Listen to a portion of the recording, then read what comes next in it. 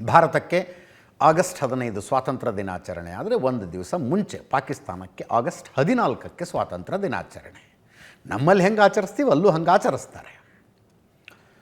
ಆ ಸ್ವಾತಂತ್ರ್ಯ ದಿನಾಚರಣೆಯ ಕಾರ್ಯಕ್ರಮವೊಂದರ ವೇದಿಕೆಯ ಮೇಲೆ ನಿಂತು ಭಾಷಣ ಮಾಡ್ತಾ ಇದ್ದವನು ಪಾಕಿಸ್ತಾನದಲ್ಲಿರುವ ಭಾರತದ ಮೋಸ್ಟ್ ವಾಂಟೆಡ್ ಟೆರರಿಸ್ಟ್ ಹಫೀಜ್ ಸಯೀದನ ಅತ್ಯಾಪ್ತ ನಾಸಿರ್ ಮದನಿ ಅಂತ ಆತನ ಹೆಸರು. ನಾಸಿರ್ ಮದನಿ. ಹಫೀಜ್ ಸಯೀದ್ನನ್ನು ಪಾಕಿಸ್ತಾನ ಸರ್ಕಾರ ಜೈಲಿನಲ್ಲಿಟ್ಟಿದೆ ಅಂತ ಹೇಳ್ತಾರೆ. ಅಲ್ಲಿ ಜೈಲಿನಲ್ಲಿಟ್ಟಿದ್ದು ಆನ್ ರೆಕಾರ್ಡ್ ಇರುತ್ತೋ.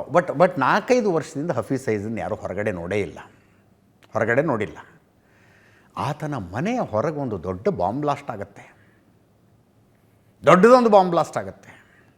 ಅದಾದ ನಂತರ ಹಫೀಜ್ ಸಯೀದನ್ನು ಯಾರೂ ನೋಡಿಲ್ಲ. ಭಾರತದಲ್ಲಿ ಬೇರೆ ಬೇರೆ ರೂಮರ್ಗಳು ಹರಿದಾಡ್ತವೆ. ಪಾಕಿಸ್ತಾನ ಸರ್ಕಾರ ಹೇಳೋದೇನು? ಭಯೋತ್ಪಾದಕರಿಗೆ ಫಂಡಿಂಗ್ ಮಾಡಿದ ಕೇಸ್ನಲ್ಲಿ ಜೈಲಿಗೆ ಹಾಕಿದ್ದೀವಿ ನಾವು. ಆ ಜೈಲಿಗೆ ಹಾಕಿದ್ದೇ ನಾಸಿರ್ ಮದನಿಗೆ ಆಕ್ರೋಶ.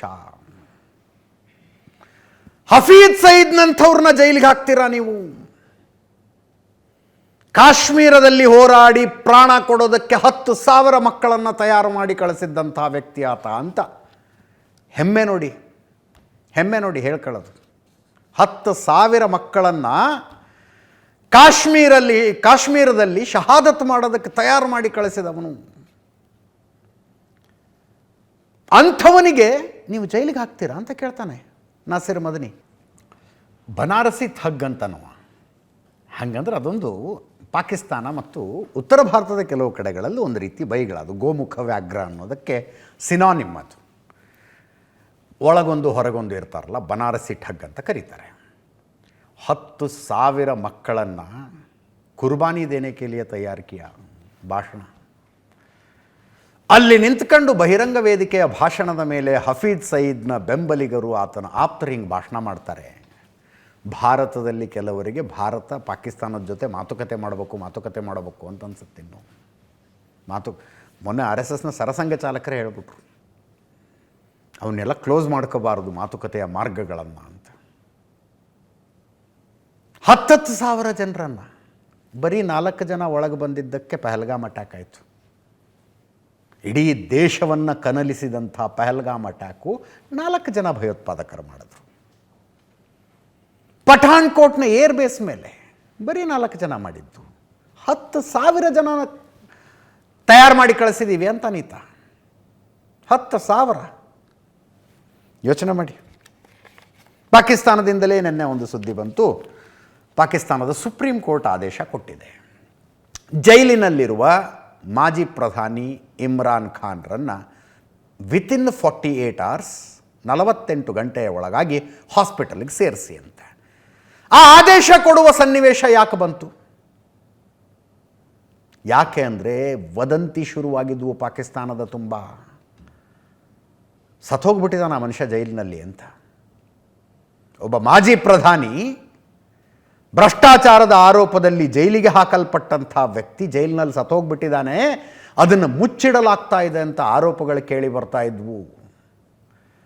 ಅಂತಿಮವಾಗಿ ಪಾಕಿಸ್ತಾನದ ಒಬ್ಬ ಮೋಸ್ಟ್ ಸೀನಿಯರ್ ಜರ್ನಲಿಸ್ಟ್ ಆ ವಿಷಯ ಮಾತನಾಡುವುದರೊಂದಿಗೆ ಎಲ್ಲಿ ಮತ್ತೊಂದು ಸುತ್ತಿನ ದಂಗೆ ಆಗುತ್ತೇನೋ ಅನ್ನೋ ಸಿಚುವೇಶನ್ ಕ್ರಿಯೇಟ್ ಆಗಿತ್ತು. ಇಮ್ರಾನ್ ಖಾನ್ನ ಸಹೋದರಿಯರ ಜೈಲಿನ ಮುಂದೆ ಬಂದು ನಿಂತ್ಕೊಂಡ್ರು. ಮಿಲಿಟರಿ ಕಂಡೀಷನ್ ಹಾಕ್ತವ್ರಿಗೆ ಭೇಟಿ ಮಾಡೋದಕ್ಕೆ ಅವಕಾಶ ಕೊಡ್ತೀವಿ, ಆದರೆ ಒಳಗಡೆ ಪಾಲಿಟಿಕ್ಸ್ ಮಾತಾಡೋಂಗಿಲ್ಲ ಅಂತ. ನೋಡಿ, ಮಿಲಿಟ್ರಿ ಫಸ್ಟ್ ಆಫ್ ಆಲ್ ಯಾವುದೋ ವ್ಯಕ್ತಿ ಜೈಲಿನಲ್ಲಿರೋದಕ್ಕೂ ಹೊರಗಡೆ ಇರೋದಕ್ಕೂ ಮಿಲಿಟ್ರಿಗೂ ಏನು ಸಂಬಂಧ ರೀ? ಪೊಲೀಸ್ ಇಲ್ವಾ ಅಲ್ಲಿ? ಆಯ್ತಪ್ಪ, ಮಿಲಿಟ್ರಿಗೆ ಆ ದೇಶದಲ್ಲಿ ಸಂಬಂಧ ಇದೆ ಅಂತಲೇ ಇಟ್ಕೊಳ್ಳೋಣ. ಭೇಟಿಗೆ ಹೋದಾಗ ಪಾಲಿಟಿಕ್ಸ್ ಮಾತಾಡಬೇಡಿ, ಅದನ್ನು ಮಾತಾಡಬೇಡಿ, ಇದನ್ನು ಮಾತಾಡಬೇಡಿ. ಏನ್ರಿ ಸಂಬಂಧ ಮಿಲಿಟ್ರಿಗೆ? ಒಬ್ಬ ಮಾಜಿ ಪ್ರಧಾನಿ ಆತ, ಒಂದು ಪಕ್ಷ ಕಟ್ಟಿ ಅದನ್ನು ಮುನ್ನಡೆಸಿ ಅಧಿಕಾರಕ್ಕೆ ತಂದು ಅಧಿಕಾರ ಚಲಾಯಿಸಿದ ವ್ಯಕ್ತಿ. ಆತ ಪಾಲಿಟಿಕ್ಸೇ ಮಾತಾಡಬಾರ್ದಂತೆ. ಮಿಲಿಟ್ರಿ ಅವರು ಹಾಕಿದ ಕಂಡೀಷನ್ನು, ಅದಕ್ಕೆ ಅವರ ಸಹೋದರಿಯರು ಒಪ್ಕೊಂಡ್ರು ಸಹೋದರಿಯರು. ಆ ಪ್ರಕಾರ ಭೇಟಿ ನಡೆದಿದೆ. ದುರಂತ ಅಂದರೆ ಇಮ್ರಾನ್ ಖಾನ್ ಹೆಂಡತಿ ಕೂಡ ಇನ್ನೊಂದು ಜೈಲಲ್ಲಿದ್ದಾರೆ. ಹೆಂಡತಿನ ಗಂಡ ಇರೋ ಜೈಲಿಗೆ ಕರ್ಕೊಂಡು ಬಂದು 35 ನಿಮಿಷ ಮಾತಾಡೋದಕ್ಕೆ ಅವಕಾಶ ಮಾಡಿಕೊಟ್ರು. ಆ ನಂತರ ಇಮ್ರಾನ್ ಖಾನ್ ಅವರ ಸಹೋದರಿಗೆ 15 ನಿಮಿಷ ಮಾತಾಡೋದಕ್ಕೆ ಅವಕಾಶ ಮಾಡಿಕೊಟ್ರು. 9 ತಿಂಗಳ ನಂತರ ಗಂಡ ಹೆಂಡತಿ ಒಬ್ಬರನ್ನೊಬ್ಬರು ಮೀಟ್ ಮಾಡಿದ್ದು. 9 ತಿಂಗಳ ನಂತರ ತಮ್ಮ ಕುಟುಂಬಸ್ಥರೊಬ್ಬರನ್ನು ಇಮ್ರಾನ್ ಖಾನ್ ಮೀಟ್ ಮಾಡಿದ್ದು. ಅವರ ಹೆಂಡತಿ, ಇಮ್ರಾನ್ ಖಾನ್ ಹೆಂಡತಿ ಬುಷ್ರಾ ಬೀಬಿ ಜೈಲಿನೊಳಗೆ ಮಾತಾಡಿದ್ರು. ಆ ನಂತರ ಅವರ ಸಹೋದರಿ ನೋರಿನ್ ನಿಯಾಜಿ ಜೈಲಿನೊಳಗೆ ಮಾತಾಡಿದ್ರು.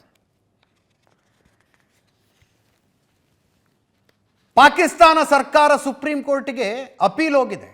ಸುಪ್ರೀಂ ಕೋರ್ಟ್ ಒಂದು ಪ್ರೈವೇಟ್ ಹಾಸ್ಪಿಟಲ್ ಹೆಸರು ಹೇಳಿತ್ತು. ಜೊತೆಗೆ ಇಸ್ಲಾಮಾಬಾದ್ನಲ್ಲಿ ಶಿಫಾ ಅಂತ ಒಂದು ಹಾಸ್ಪಿಟ್ಲ್ ಇದೆ, ಶಿಫಾ ಹಾಸ್ಪಿಟ್ಲಿಗೆ ಅಡ್ಮಿಟ್ ಮಾಡಬೇಕು ಅಂತ ಹೇಳಿತ್ತು. ಅದರ ಜೊತೆಗೆ ಡಾಕ್ಟರ್ಸ್ ಸ್ಪೆಷಲಿಸ್ಟ್ಗಳದೊಂದು ಲಿಸ್ಟ್ ಕೊಟ್ಟಿತ್ತು, ಇಂತಿಂಥ ಡಾಕ್ಟರೇ ಟ್ರೀಟ್ಮೆಂಟ್ ಕೊಡಬೇಕು ಇಮ್ರಾನ್ ಖಾನಿಗೆ ಅಂತ. ಪ್ರೈವೇಟ್ ಹಾಸ್ಪಿಟ್ಲಿಗೆ ಯಾಕೆ ಹಾಕಬೇಕು, ನಾವು ಗೌರ್ಮೆಂಟ್ ಹಾಸ್ಪಿಟ್ಲಿಗೆ ಹಾಕೋರು ಅಂತ ಸುಪ್ರೀಂ ಕೋರ್ಟಿಗೆ ಪಾಕಿಸ್ತಾನ ಸರ್ಕಾರ ಅಪೀಲ್ ಹೋಗಿದೆ.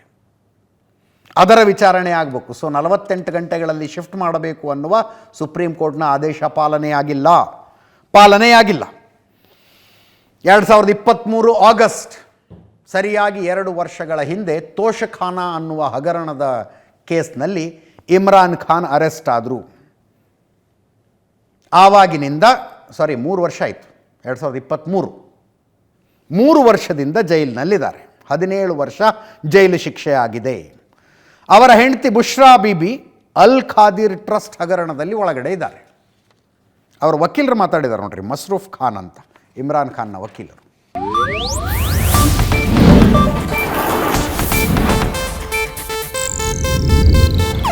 ಇದು ಏಷ್ಯಾನೆಟ್ ನ್ಯೂಸ್ ನೆಟ್ವರ್ಕ್ ಪ್ರಸ್ತುತಿ.